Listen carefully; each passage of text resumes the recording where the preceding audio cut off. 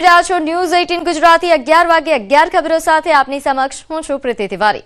સમાચારોની શરૂઆત બનાસકાંઠાથી, જ્યાં ભુવાજીએ ગેનીબેનને પડકાર ફેંક્યો છે। ડીજે અને જમણવાર મુદ્દે પડકાર ફેંકવામાં આવ્યો। ગેનીબેન ઠાકોર સામે ભુવાજી મેદાને પડ્યા છે। ધૂણતા ધૂણતા તેમણે ચેલેન્જ આપી દીધી છે। ભુવાજીનો એક વિડીયો વાયરલ થઈ રહ્યો છે, જેમાં તેઓ ડીજે અને જમણવાર મુદ્દે ગેનીબેન પર આકરા પ્રહારો કરી રહ્યા છે। કહી રહ્યા છે કે ચૈતર અને વૈશાખ માસની બીજના અવસરે ડીજે વાગશે। સારું ભોજન ગેનીબેન ઠાકોર જમી આવે અને ઠાકોરનો છોકરો સાદું ભોજન જમે તે ન ચાલે। ગેનીબેનને ફોન કરીને કહી દેજો કે આ જોગણી બોલે છે। વિડીયો ઉતારવો હોય તો ઉતારી લો। તો હાલ આપને જે આ વિડીયો બતાવી રહ્યા છે, આ એક ભુવાજીનો વિડીયો છે જે ખૂબ વાયરલ થઈ રહ્યો છે। નોંધે છે કે હાલમાં જ જે બંધારણ ઠાકોર સમાજ દ્વારા ઘડવામાં આવ્યું તેને લઈને ઘણા તર્ક વિતર્ક થઈ રહ્યા છે, ઘણા વિરોધો પણ થઈ રહ્યા છે। ખાસ કરીને ડીજે મુદ્દે વિરોધ થઈ રહ્યા છે। ત્યારે ભુવાજીનો આ વિડીયો વાયરલ થતા ફરી ચર્ચાઓ જાગી છે। કદાચ ડીજે બંધ રાખું તો દેહમાં માતા લાગે ઉલા ભાઈ વીડિયા શૂટિંગ વીડિયા બંધ નહીં રહે। શું કહું કે હાવ તને કોમ સી અને હાવ તને ધંધો છે। ભલે કેની ભાઈએ કઈ કીધું કે ડીજે લગ્ન બંધ તો લગ્ન બંધ રહી, પણ હોમાં કદાચ ચૈત્ર મહિનો આવે છે કે ચૈત્ર મહિનાની બીજ આવે અને વૈશાખ મહિનાની બીજ આવેલા ભાઈ કોસમ। શું કહું છું શની ભાઈ, પણ તમારા કંઠી જે કવા બધું તેમાં માતા ના કેવું ભાઈ લખો પણ વિડીયો બનાવો પડો। પછી મારા ભુવાની તાકાત નહીં, પણ મારી જોગણી તાકાત છે ભાઈ।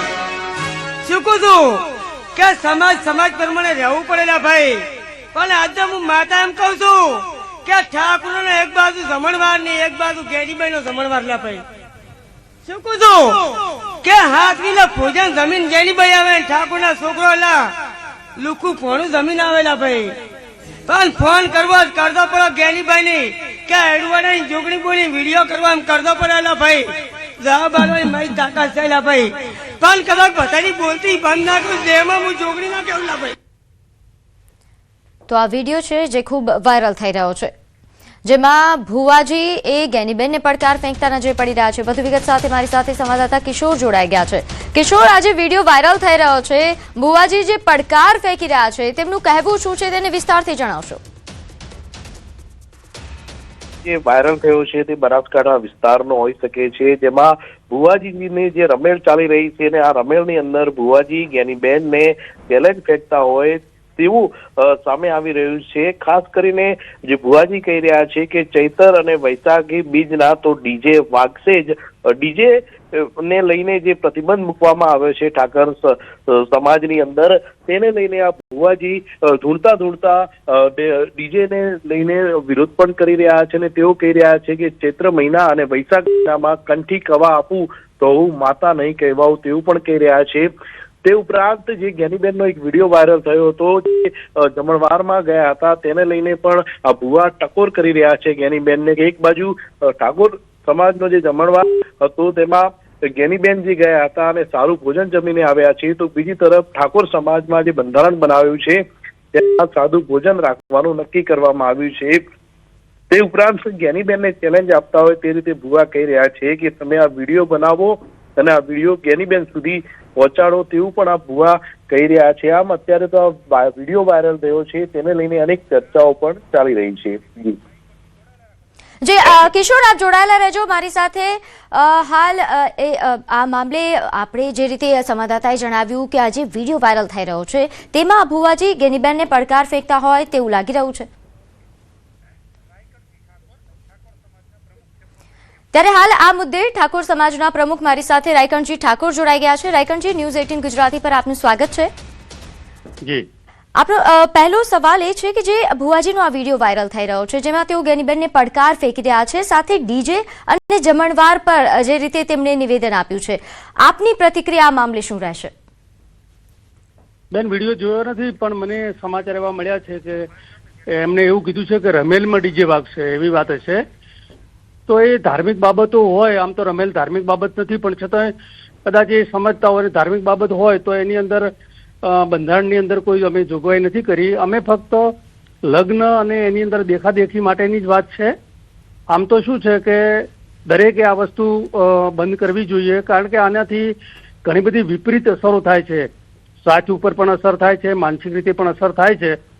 તો એ બંધ કરવાની વાત હતી કે એની અંદર જે ધ્વનિ પ્રદૂષણ થાય છે આ બાબતે, એટલે આની અંદર એમને કયા સંદર્ભમાં કીધું એ મને ખ્યાલ નથી, પણ વાત એવી છે કે એમાં કોઈ પડકાર ફેંકે કે ના ફેંકે એના સાથે અમારે કોઈ મતલબ નથી. અમે સમાજની વાત લઈને નીકળ્યા છીએ અને ઠાકોર સમાજની અંદર જ્યારે સુધારાની વાત હોય તો એ સુધારાનો પ્રયત્ન કરી રહ્યા છીએ અમે. બિલકુલ. આ ઉપરાંત રાયકણજી, જે આ મુદ્દો જે રીતે આપે જણાવ્યું કે ધાર્મિક પ્રસંગમાં ડીજે વગાડવાથી બંધારણમાં એવો કોઈ ઉલ્લેખ નથી કરવામાં આવ્યો, એમાં તો વગાડી શકાય એમ છે, પરંતુ એવું નથી લાગતું કે બંધારણના જે આ નિયમો છે તે હજુ સુધી સ્પષ્ટપણે લોકો સુધી નથી પહોંચ્યા, તેના માટે આ પ્રકારની અસમંજસો, આ પ્રકારના નિવેદનો આવી રહ્યા છે?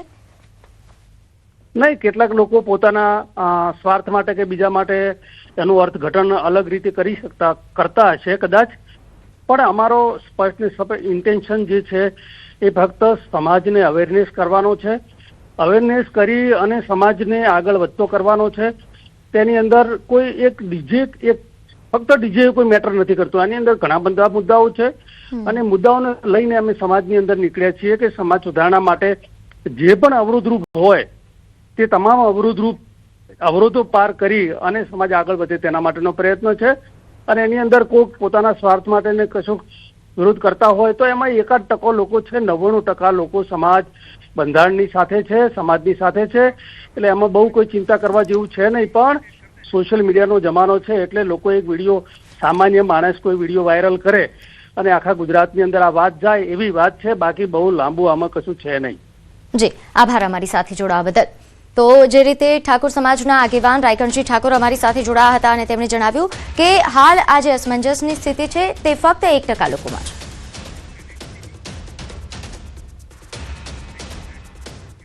સમાચારોમાં આગળ વાત કરીએ જૂનાગઢની. અહીં સાવજ ડેરીના ચેરમેન દિનેશ ખટારિયાના જાહેરમાં નિવેદનથી રાજકીય ખળભળાટ મચ્યો છે. સાંભળો દિનેશ ખટારિયાએ શું કહ્યું.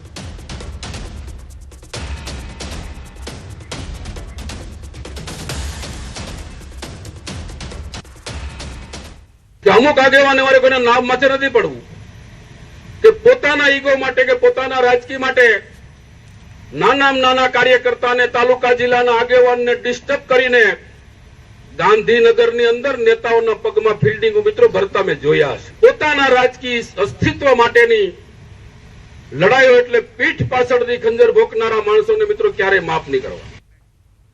આગળ વાત કરીએ પંચમહાલમાં હાલોલમાં ટ્રકમાં આગ ભભૂકી ઉઠી છે.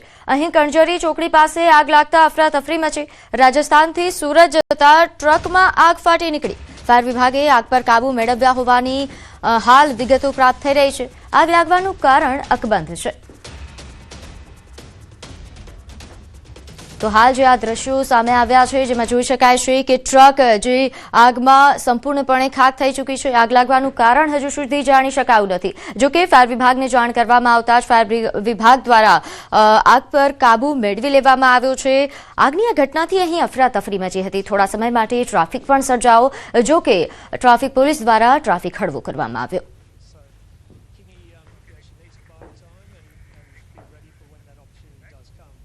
તો આગળ વાત કરીએ સુરેન્દ્રનગરમાં જમીન કૌભાંડ મામલે કાર્યવાહી થઈ. તત્કાલીન સિટી મામલતદારને સસ્પેન્ડ કરવામાં આવ્યા છે. કલેક્ટરના તત્કાલીન પીએ અને ક્લાર્કને પણ સસ્પેન્ડ કરાયા. તત્કાલીન કલેક્ટર નાયબ મામલતદારને જેલ હવાલે કરાયા છે. તો ઈડીની તપાસ બાદ 1500 કરોડનું જમીન કૌભાંડ બહાર આવ્યું. જમીન કૌભાંડમાં લાંચની રકમના 50% તત્કાલીન કલેક્ટર, 25% અધિક કલેક્ટર અને 10% નાયબ મામલતદાર ચંદ્રસિંહ મોરી અને 5% સિટી મામલતદાર મયુર દવે સહિતનાઓ લાંચ લેતા હોવાનું સામે આવ્યું હતું. તો વધુ વિગત સાથે મારી સાથે સંવાદદાતા અક્ષય જોડાઈ ગયા છે. અક્ષય, હાલ જે આ પ્રકારની કાર્યવાહી થઈ છે તેને વિગતે જણાવશો.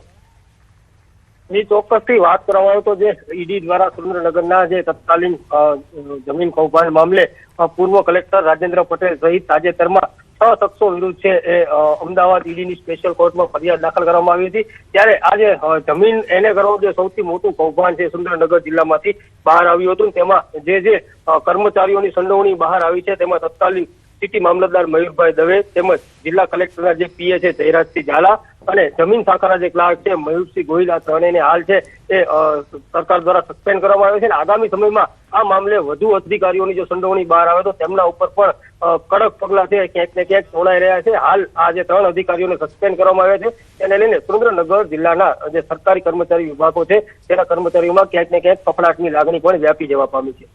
જી આભાર માહિતી આપવા બદલ. તો કચ્છના ગાંધીધામ શહેરમાં મહાનગરપાલિકા દ્વારા અનઅધિકૃત દબાણો સામે મોટી કાર્યવાહી હાથ ધરાઈ. જીઆઈડીસી 1B વિસ્તારમાં ટીમે મશીનરીની મદદથી અંદાજે 125 થી 130 જેટલા ગેરકાયદેસર દબાણો દૂર કર્યા હતા. કાર્યવાહી દરમિયાન કોઈ અનિચ્છનીય બનાવ ન બને તે માટે ભારે પોલીસ બંદોબસ્ત ગોઠવાયો. મહાનગરપાલિકાએ સ્પષ્ટ કર્યું છે કે શહેરમાં ગેરકાયદેસર દબાણો સામે આવનારા સમયમાં પણ કડક ઝુંબેશ ચાલુ રાખવામાં આવશે.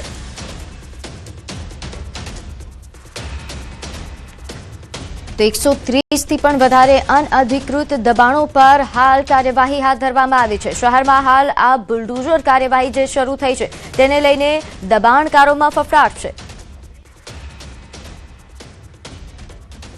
તો મહીસાગર જિલ્લાના કોઠંબામાં અસામાજિક તત્વોનો આતંક સામે આવ્યો. જનતા કોલોની વિસ્તારમાં માથાભારે શખ્સોએ આતંક મચાવ્યો. રહેણાંક મકાનમાં ઘૂસીને તોડફોડ કરી ટીવી, પંખા, લાઇટો, પલંગ સહિતનો સામાન પણ તોડી નાખ્યો. સાથે જ રોકડ તેમજ ચાંદીના દાગીનાની પણ લૂંટ કર્યા હોવાની વિગત છે. તોડફોડ કરતા શખ્સોનો વિડીયો સામે આવ્યો છે.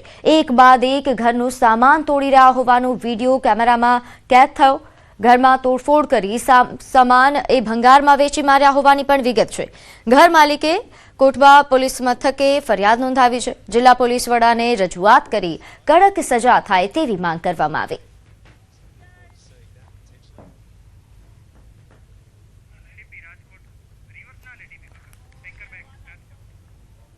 તો રાજકોટમાં 5 બેંકમાં થયેલી ચોરીનો ભેદ ઉકેલાયો છે. પોલીસે મધ્યપ્રદેશના આરોપી મહેશ ગુર્જર અને સૌરભ કુશવાહાની ધરપકડ કરી. આરોપીઓ બેંકમાં નોટ બદલાવવાના નામ પર કેશિયરની નજર ચૂકવી ચોરી કરતા હતા. કેશિયર દ્વારા આપવામાં આવતી નોટોના બંડલમાંથી 20 થી 40 નોટો કાઢી લેતા હતા અને બાદમાં નોટો કાઢેલું બંડલ એ કેશિયરને પરત કરતા હતા. આરોપીઓએ 5 બેંકમાંથી 90,000ની ચોરી કરી હતી. પોલીસે આરોપીઓને ઘટના સ્થળ પર લઈ જઈને રીકન્સ્ટ્રક્શન કરાવ્યું.